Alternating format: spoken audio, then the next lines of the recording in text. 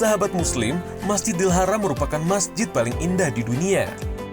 Selain itu, beribadah di sana memiliki keutamaan tersendiri, yakni lebih utama daripada 100.000 sholat di masjid lainnya.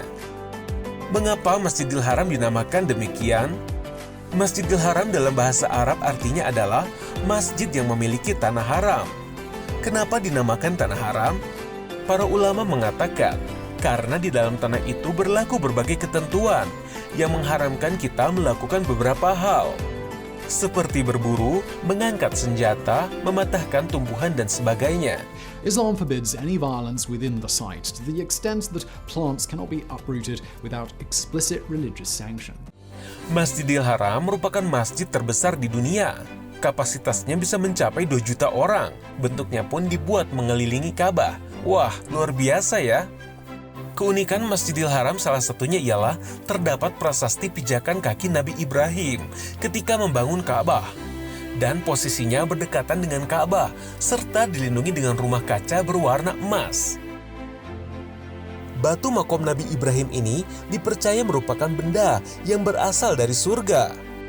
Dulunya, makom yang berbentuk batu ini digunakan sebagai pijakan untuk membangun Ka'bah. Hebatnya lagi, fungsinya seperti katrol atau lift barang pada masa sekarang. Saat Nabi Ibrahim ingin meletakkan batu di tempat yang tinggi, maka batu pijakan ini akan mengangkat Nabi Ibrahim naik. Begitupun setelah selesai, ia akan turun dengan sendirinya. Masya Allah. Sahabat Muslim, selain makom Ibrahim, masih ada lagi benda surga yang ada di bumi. Yang pertama adalah Hajar Aswad. Benda ini dipercaya berasal dari surga Firdaus. Hajar Aswad adalah sebuah batu yang kini berada di sisi luar Ka'bah. Bagi umat Muslim yang melakukan haji atau umroh, biasanya mencium batu tersebut. Batu ini memang dikenal luas sebagai benda dari surga. Hal itu pun termaktub dalam hadis yang diriwayatkan Ibnu Abbas radhiyallahu anhu. Rasulullah SAW bersabda, Hajar Aswad turun dari surga berwarna lebih putih dari susu, lalu berubah warnanya jadi hitam akibat dosa-dosa Bani Adam. Yang kedua adalah pohon tin. Pohon tin adalah salah satu tanaman yang disebutkan dalam Al-Quran, yakni sebagai tumbuhan yang sangat diberkahi. Pada saat Nabi Adam memakan buah huldi dan terbuka semua auratnya, ia mencari dedaunan yang bisa menutupi tubuhnya. Sayang, ketika hendak diambil, semua jenis pohon dan dedaunan pun menjauh. Hanya ada satu pohon yang merasa iba dan rela diambil oleh Nabi Adam, yaitu daun dari pohon tin.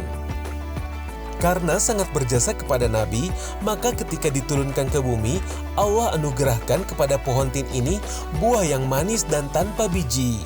Ya, seperti ini penampakannya. Lumayan manis, tapi ada kesan asamnya sedikit ya. Cukup enak.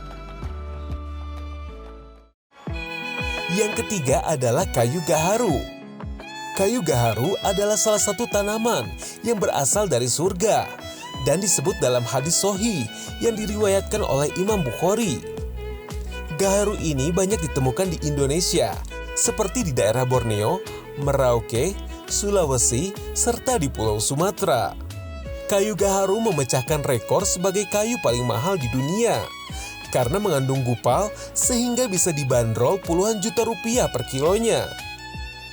Dari kayu gaharu juga bisa dihasilkan banyak produk seperti dupa, gelang, kalung, dan tasbih gaharu. Selain itu, ia bisa dijadikan sebagai obat-obatan dan juga bahan kosmetik karena mengandung resin yang berbau harum. Yang keempat adalah cincin Nabi Sulaiman. Seperti yang kita ketahui bahwa Nabi Sulaiman adalah orang yang sangat kaya pada masanya berkuasa.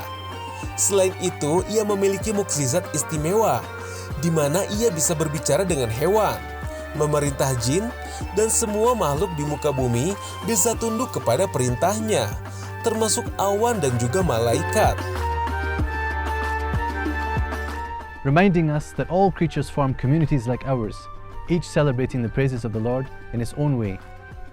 When Solomon, peace be upon him, asked for a kingdom which would never be replicated, he was granted the keys to subduing the creation, even those spirit beings known as the jinn.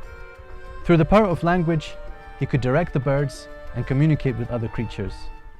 Ternyata, apa yang dianugerahkan Allah tersebut berasal dari cincin yang beliau kenakan. Ketika cincin tersebut dikenakan, ia akan mengumpulkan para jin, manusia, burung, setan, dan juga awan. Cincin ini istimewa karena di setiap sisinya tertulis pujian yang mengagungkan Allah sang pencipta alam semesta. Sahabat muslim, sungguh sangat luar biasa barang-barang yang berasal dari surga, memiliki karomah dan keunikan tersendiri. Surga sendiri digambarkan seluas langit dan bumi, dan keindahannya belum pernah ada di bumi. Diriwayatkan dari Abu Hurairah radhiyallahu anhu, "Aku telah menyediakan untuk hamba-hambaku yang soleh suatu balasan yang belum pernah terlihat oleh mata, belum pernah terdengar oleh telinga, dan belum pernah terlintas di dalam hati. Masya Allah, betapa indahnya surga. Semoga kelak kita bisa ada di sana. Amin ya robbal alamin."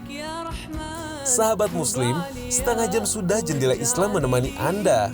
Semoga apa yang disampaikan bisa menambah wawasan Anda dan menjadi amalan yang baik. Jangan lupa tetap saksikan Jendela Islam hanya di TV One. Wassalamualaikum warahmatullahi wabarakatuh.